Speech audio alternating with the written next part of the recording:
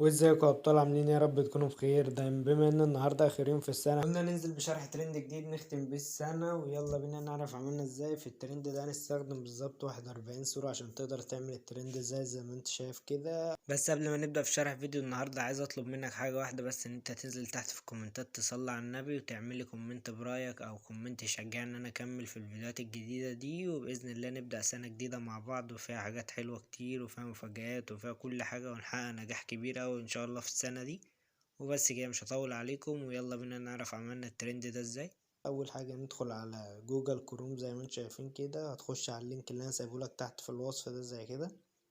هيفتح معاك الصفحه دي، هتدوس استخدام القالب او يوز تمبلت ان كاب كات.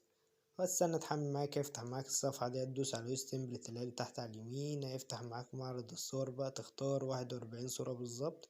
بعد ما تختار الصور زي كده تدوس على كلمه نيكست اللي تحت على اليمين. بعد كده يفتح معاك الصفحه دي، شوف طبعا بقى الترند فيها حاجة عايز تعدلها، الصور في الكلام ده كله مفيش اي حاجة تعملها خالص في الفيديو. هتبدأ ان انت تدوس على كلمة اكسبورت اللي هي اللي فوق على اليمين. بعد كده يفتح معاك الصفحة دي، تدوس على اكسبورت. لو عايز تنزله على الموبايل، انا هنزله على الموبايل عادي، هتدوس على اكسبورت واستنى الفيديو طبعا يحمل معايا زي كده بالظبط. وبس كده بطلت تستنى الفيديو يحمل معاك، واول ما الفيديو يحمل معاك هتلاقيه نزل عندك على طول في المعرض. وكده يكون نهاية شرح فيديو النهارده. اتمنى الفيديو يعجبك واستفدت منه، متنساش تدعمني بلايك او اشتراك في القناة وفعل زر الجرس عشان يوصلك كل فيديو جديد.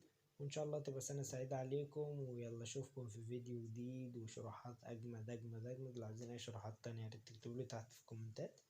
ويلا أشوفكم على خير إن شاء الله. سلام.